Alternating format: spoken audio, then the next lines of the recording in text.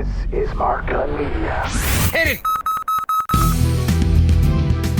Welcome to Gunshots Straight from the Hip. I'm your host, Mark Gunn. The views expressed on this program are those of the host and guests and not necessarily reflective of anyone or any entity associated with this broadcast. This episode, Democracy Has Prevailed. My thoughts about the Biden-Harris inauguration. It's a new day in America. Its 46th president has been sworn in. In the presence of three former presidents, Joseph R. Biden Jr. placed his hand on an old family Bible and took the oath of office. Please raise your right hand and repeat after me. I, Joseph Robinette Biden Jr., do solemnly swear. I, Joseph Robinette Biden Jr., do solemnly swear. That I will faithfully execute. That I will faithfully execute. The office of President of the United States. Office of President of the United States. And will, to the best of my ability. Will, to the best of my ability. Preserve, protect, and defend. Preserve, protect, and defend. The Constitution of the United States. The Constitution of the United States. So help you God. So help me God. Congratulations, Mr. President. And in another history-making moment, the first black woman of South Asian descent was sworn in as Vice President of the United States by the first Latina on the Supreme Court, Sonia Sotomayor. What you are all about to be part of, America, is a historic moment of firsts. To administer the oath to our first African American, our first Asian American, and our first woman vice president, Kamala Harris, it is my great privilege to welcome to the inaugural stage the first Latina to ever serve on the Supreme Court of the United States of America, Justice Sonia Sotomayor. Ladies and gentlemen, please remain standing for the oath of office, followed by musical honors.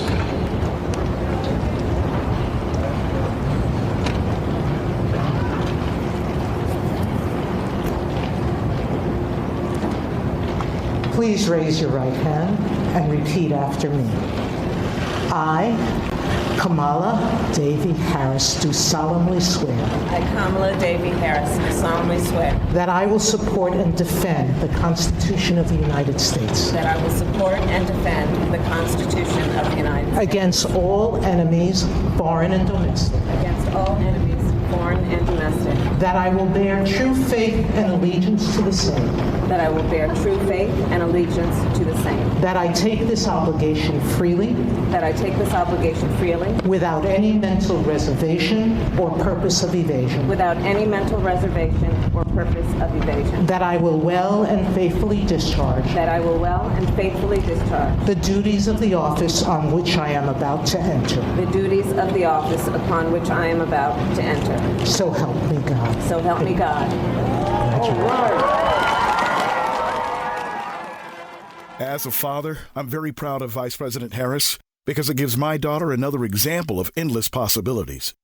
As a black man, I'm proud of Vice President Harris because of the efforts of other black women like Stacey Abrams and the record-breaking turnout of voters over the last election. Because of that, she's ascended to the nation's second highest office. Kamala Harris making history as the first woman of color to be vice president. So help me God. So help me God. All right. She's a woman of many firsts. The first black woman elected Attorney General of California. The first black and Indian American woman elected from the Golden State as a United States Senator.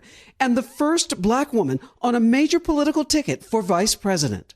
Regardless of your gender, our country has sent you a clear message. Dream with ambition. She's the daughter of immigrant parents, her father from Jamaica, her mother from India, who raised Harris and her sister mostly as a single parent. When she came here from India at the age of 19, she maybe didn't quite imagine this moment. Across the country, people were watching. I've never seen anything like that before, and it gives me a lot of hope. I have 4 girls, and for my kids, this is a chance to see the future. And what does it mean to you personally? We're finally giving women of color and Indian American women and immigrants the moment that they have long waited for. What does it say to you about the future? I'm sandwiched in between my mother, who helped break the glass ceiling, and my daughter, who, I want her to know that the sky's the limit. We are ready for change. The country is ready for inclusiveness. While I may be the first woman in this office, I will not be the last. Tonight, starting the next chapter in America's history. With Kamala Harris, America witnessed another aspect of black culture that they don't often see. She's the first graduate of an HBCU to become vice president. Shout out to Howard University. She also had a secret weapon in her sorority, the Sisters of Alpha Kappa Alpha. Howard also got a chance to shine as its marching band escorted Vice President Harris and her family during their walk to the White House. I loved seeing women all over the country celebrating by donning two of Harris's signature style items, chucks and pearls. From her sorority sisters to her closest friends, Vice President Kamala Harris got nationwide support today. Women across the country put on their chucks and pearls in her honor. Janelle Bluta explains what today means for them. Wearing her signature pearl necklace and earrings, Kamala Harris was sworn in today, the first woman to ever become Vice President of the United States. Breaking all gender barriers, racial barriers, and equality barriers. So this is definitely a huge historical moment for us. And women across the country are celebrating in solidarity, sporting their chucks and pearls in honor of our new VP. For Rose Pickens, it's a day she hopes her daughter will never forget. We see a future for women of color. Also in solidarity are Harris's sorority sisters. Today was going to mark a day that I would remember for the rest of my life. Jessica Hill says having that connection to Kamala made that moment ever more inspiring. To be able to say, I'm a woman of Alpha Kappa Alpha too, and I can be just as great. But for those who know Harris personally, today takes on a whole new meaning. Just a moment where I'm just overwhelmed with pride. Houston attorney Melanie Miles attended Howard University with Harris, where they joined AKA, a sorority known for wearing pearls as well. If it wasn't for the pandemic, she would have been at the inauguration in person, but says for these next 4 years, there's nothing that we can't do. Is very empowering. You can expect to find a strong and selfless leader in her close friend, Kamala. I believe that she will want the spotlight not to be on her, but on what she's going to do for this country. Speaking of fashion, former First Lady Michelle Obama absolutely slayed in her appearance. Everyone online was talking about the fashion at the inauguration today, especially the look worn by Michelle Obama. She had on a matching purple turtleneck sweater and pants with a jacket by emerging black designer Sergio Hudson. And another young black designer, Christopher John Rogers, plus Hudson put together Kamala Harris's look, a purple dress and a long purple jacket with a black mask. Now, the men of the day, President Joe Biden and our country's first ever second gentleman, Doug Emhoff, they kept it classic. They both wore suits by Ralph Lauren. And reaction was swift as she blew up the internet. Michelle. Michelle! Hair, outfit, belt, shoes, I can't even see them. Barack, you look good too. But Michelle! That's all I gotta say. Yes, Auntie Michelle slay. You see that plum? Yes. Okay, Auntie Kamala with the purple. This is the first time I've ever seen her wear a dress too. I don't know if it's just me, but that just made me so happy. Donald Trump has told the American public he look at Michelle! This election. Oh my God! Repeated live from President. Look at her! Oh my God! Do you see this outfit? No, really, check out the fit. The fit is fire. The entire fit is saying, quit playing with me, I do this. Girl fashion certainly had social media buzz today, and because all the main events were outside, it was all about the coats. Vice President Kamala Harris's coat was designed by Baton Rouge native Christopher John Rogers, the perfect shade of purple to make history today. Rogers posted on Instagram that he was honored to have played a small part in this historic moment. There was a lot of symbolism with the color purple as well, as even former First Lady Hillary Clinton rocked a purple pantsuit. Purple is the official color of the women's suffrage movement, the National Women's Movement of 1913. It also symbolizes bipartisanship with a mix of red and blue. Coming up, more of my observations from the inauguration of President Joe Biden and Vice President Kamala Harris, right after this. If you're an advertiser, one of the most important things about getting your message out is actually standing out from the rest of the crowd. If you're listening to this program right now, this is where you'd hear your commercial. As an exclusive sponsor of Gunshots Straight from the Hip, your commercial is professionally produced and gets a longer shelf life based on your needs. Gunshots Straight from the Hip is a unique and compelling program unlike anything else in the marketplace. Episodes are available for download on iTunes, TuneIn, and MarkGunMedia.com. And depending on how you tailor your message, the potential for new and repeat customers is that much greater. Best of all, it's extremely cost-effective. If you'd like more information on how you can be a sponsor of this broadcast, call Mark Gun Media Inc. at 502-407-0283. That's 502-407-0283. Or log on to markgunmedia.com.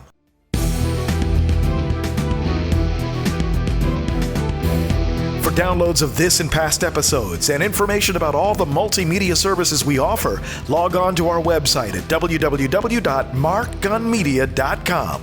That's markgunmedia.com. Welcome back to Gunshot Straight from the Hip. I'm Mark Gunn. Remember, you can subscribe and download past episodes wherever you get your podcasts. And if you use Apple, please leave us a review.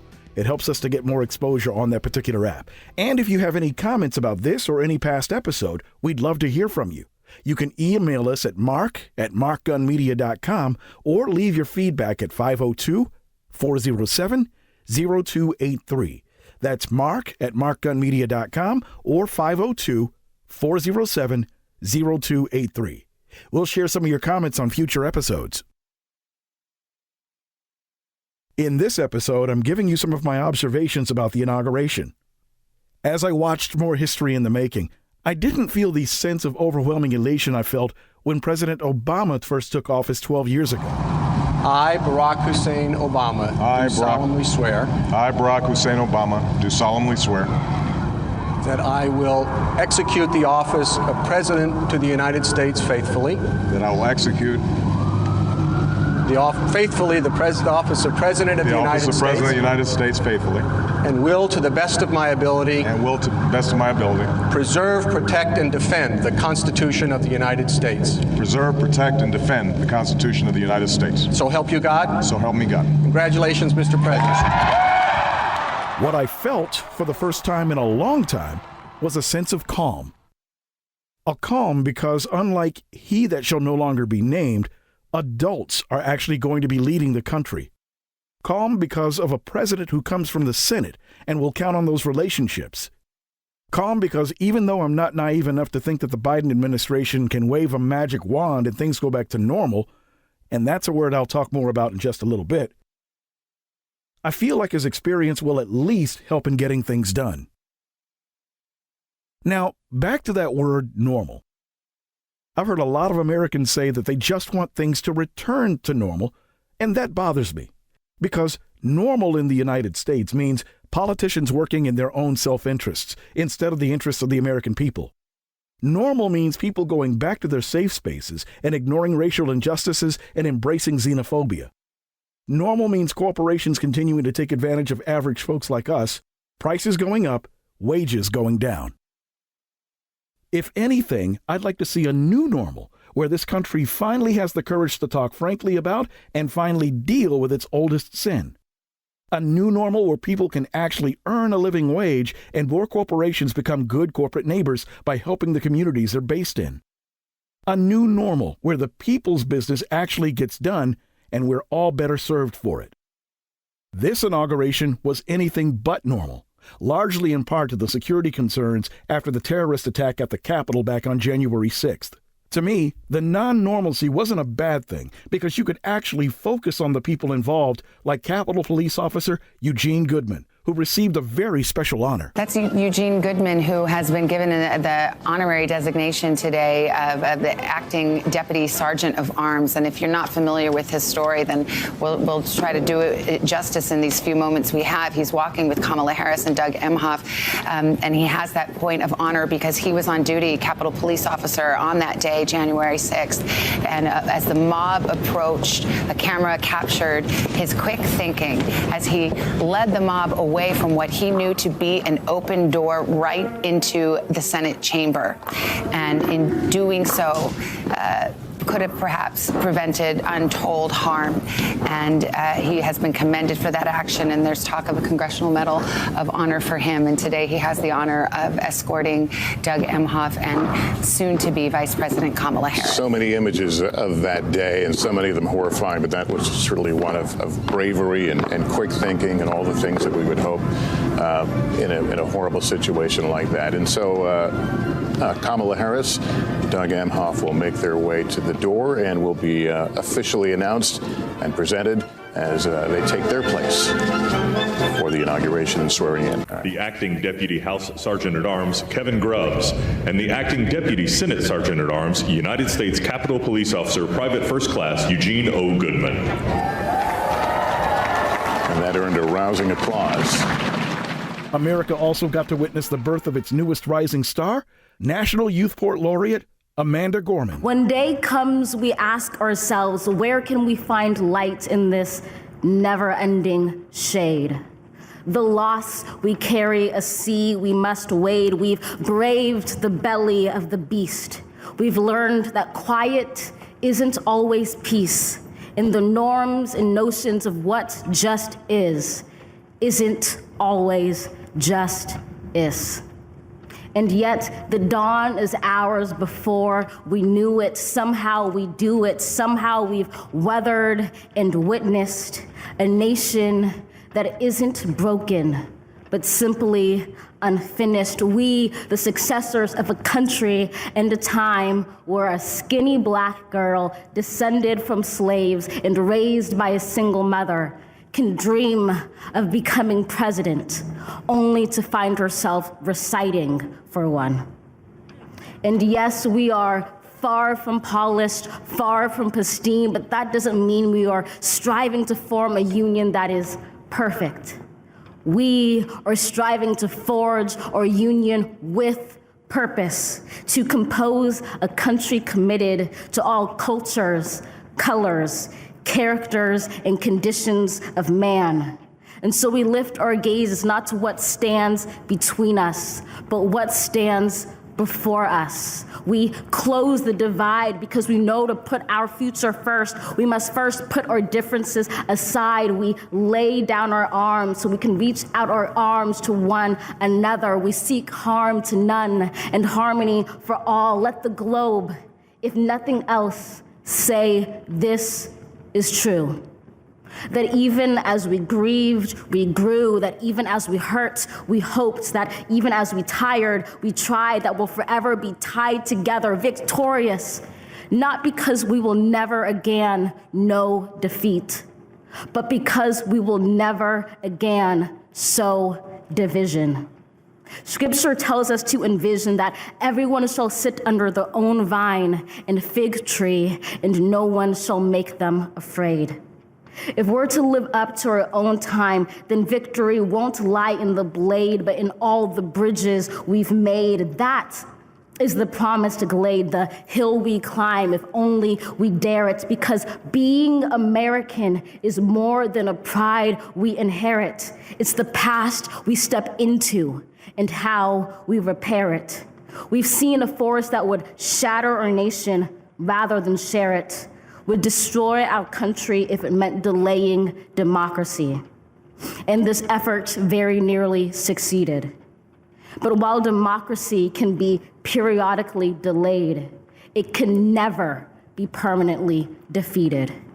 In this truth, in this faith we trust, for while we have our eyes on the future, history has its eyes on us. This is the era of just redemption. We feared it at its inception. We did not feel prepared to be the heirs of such a terrifying hour, but within it we found the power to author a new chapter, to offer hope and laughter to ourselves. So, while once we asked, how could we possibly prevail over catastrophe? Now we assert, how could catastrophe possibly prevail over us? We will not march back to what was, but move to what shall be, a country that is bruised but whole, benevolent but bold, fierce and free. We will not be turned around or interrupted by intimidation, because we know our inaction and inertia will be the inheritance of the next generation. Our blunders become their burdens. But one thing is certain: if we merge mercy with might and might with right, then love becomes our legacy and change our children's birthright. So let us leave behind a country better than the one we were left. With every breath from my bronze-pounded chest, we will raise this wounded world into a wondrous one. We will rise from the gold-limbed hills of the West. We will rise from the wind-swept Northeast, where our forefathers first realized revolution. We will rise from the lake-rimmed cities of the Midwestern states. We will rise from the sun-baked South. We will rebuild, reconcile, and recover in every known nook of our nation, in every corner called our country. Our people, diverse and beautiful, will emerge battered and beautiful. When day comes, we step out of the shade, aflame and unafraid. The new dawn blooms as we free it. For there is always light, if only we're brave enough to see it, if only we're brave enough to be it. Because of her appearance at the inauguration, Ms. Gorman now finds herself atop the bestseller list with her 2 books. The overall theme to President Biden's speech was unity, and he addressed the challenges to that unity, including systemic racism and white supremacy. Once-in-a-century virus that silently stalks the country has taken as many lives in 1 year as America lost in all of World War II. Millions of jobs have been lost. Hundreds of thousands of businesses closed. A cry for racial justice, some 400 years in the making, moves us. The dream of justice for all will be deferred no longer. A rise of political extremism, white supremacy, domestic terrorism that we must confront and we will defeat. To overcome these challenges, to restore the soul and secure the future of America requires so much more than words. It requires the most elusive of all things in a democracy: unity. The fact that systemic racism and white supremacy were even mentioned at all was unique in and of itself. When you consider the team that President Biden has around him and the voting bloc that got him elected, it only makes sense that he would. What was on display for the American people on January 6th was not an attractive image to the vast majority of people. That there's something about that I do think can be helpful in showing the sheer ugliness of what was there all along. Yes, 100%. And I think it went from kind of abstract theory to seeing white supremacy in action, seeing domestic terrorism on our TV screens 2 weeks to the day before a new president is sworn in. And I think that's so important. And isn't it ironic, Chris, that you have, all these candidates ran for president on the Democratic side. It was the old establishment white guy who won, an old establishment white guy who had a pretty bad record on race and working with segregationists in the Senate. And yet he launched his campaign with an ad, with a video about Charlottesville and very fine people on both sides. He was the guy in the debate. We talk about Donald Trump saying to the Proud Boys, stand back and stand by. It was Biden who prompted him, who provoked him into saying that. It was Biden who named the Proud Boys, said condemn them. So he has made fighting white supremacy part of his campaign from day one. Yeah. You mentioned the DOJ stuff. We got the speech today, as Jelani pointed out, the first reference to white supremacy. Michelle rightly points out this is not some fake bipartisan unity. Now, of course, what will we see? What action will we see? There's always a danger that Biden reverts to form and says, they've had an epiphany. Trump's gone. Work with me, all of you in the Senate. And actually, we need to keep up the pressure on the white supremacists because, look, Donald Trump's not on Twitter and those gatherings weren't huge, but it's not gone away. Yeah. In fact, we saw under Obama the paranoia, the gun sales, having a black woman as vice president. These people are not going to suddenly stop being angry or violent. And now is not the time to suddenly let our guard down, even though it was great to see normalcy in Washington, D.C. today. Now, because of those remarks, you had Republicans like Rand Paul whining and saying that they went below the belt. Well, when you belong to a party that traffics in racism, the truth will always hurt. Maybe, just maybe, Biden and Harris will be the ones to push a long overdue and much needed come to Jesus conversation on race. Speaking of Jesus, I'm not the most religious person, but over the last 4 years, I got nauseous every time I heard some hypocritical white evangelical Christian or black step-and-fetch-it poverty-pimping preacher mention Jesus' name because of their slavish cult-like devotion to whom I saw as the Antichrist, he who shall no longer be named. The sheer hypocrisy made me want to nail those blasphemous idiots to the cross. However, when President Biden, a devout Irish Catholic, evoked the name of God, I felt his faith and his earnest sincerity. Think about it. A man who's dealt with all of the tragedy in his life, burying a wife and 2 children, and still has a strong faith in his Lord and Savior when a lot of other people would question theirs, he can't be anything but genuine. Again, I'm not a religious man, but I take great comfort in that. I also take comfort in the fact that you have experience in the Oval Office, meaning that the Biden administration is hitting the ground running. The new president got straight to work in a partially revamped Oval Office, signing a series of executive orders and actions. He's expected to sign 10 more today as part of an aggressive new effort to control the pandemic. Those executive orders are designed to expand access to testing and to vaccination programs across the country.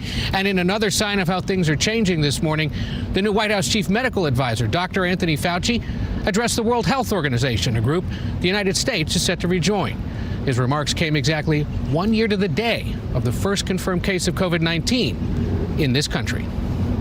President Biden's new nationwide COVID strategy includes getting 100 million vaccines into the arms of Americans by the end of April and safely reopening schools in the next 100 days. The Biden administration plans to set up vaccine centers at stadiums and community centers and to deploy federal personnel to help administer shots.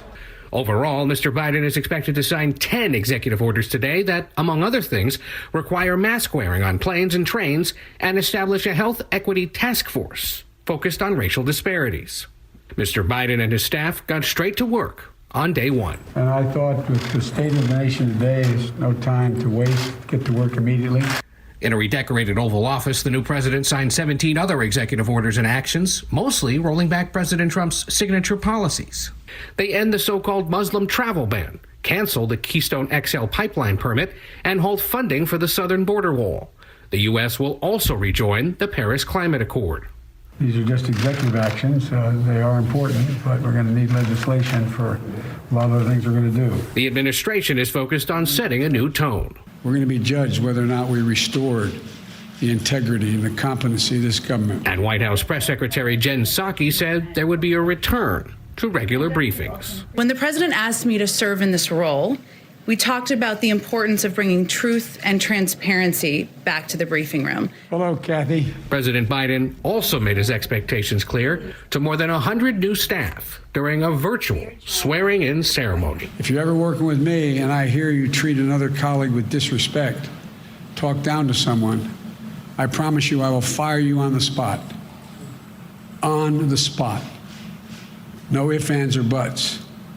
Everybody is entitled to be treated with decency and dignity. That's been missing in a big way the last 4 years.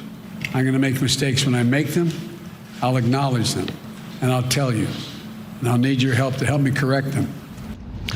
Also this morning, the Department of Homeland Security is starting a 100-day moratorium on deportations and ending the Trump-era policy of requiring non-Mexican asylum seekers to stay in Mexico ahead of their court hearings. And an example of how the new president is re-engaging the world, the White House says that his first call to a foreign leader will be to our neighbors to the north. He's scheduled to speak with Canadian Prime Minister Justin Trudeau tomorrow. The new president will have some challenges when it comes to actually passing legislation. America has been governed mostly by executive orders over the last 6 years, which can be undone by the next president. Having Vice President Harris in charge of the Senate to break any ties and Chuck Schumer as the new majority leader helps. But Americans want to see a government that actually works for its citizens. As Mr. Biden told his appointees, we work for them. Finally, because of his long history of racism and the damage that he's done to this country, I don't mind admitting that I will always have a visceral hatred for he who shall no longer be named, and hope that Lady Karma gives him exactly every receipt he's got coming. May not be right, but as he once said, it is what it is. I'll say a prayer for this new administration in hopes that it can not only begin to heal the wounds of the last 4 years, but that the rest of the country gains the courage to heal its oldest open wound. I'm also going to hope for the best for President Biden and Vice President Harris. But I'll also be watching not only the next 100 days, but for the next 4 years. In closing, I'm going to say something I haven't been able to say in 4 years. Good luck, Mr. President. You've been listening to Gunshots Straight from the Hip. The views expressed are those of the host and guests and not reflective of any business entity or anyone associated with this broadcast. If you have any comments or want more information on how to be a sponsor, log on to our website at markgunmedia.com or call us at 502-407-0283. That's 502-407-0283. Thank you for listening. Mark Gun Media. No hype, no hoopla, just damn good work.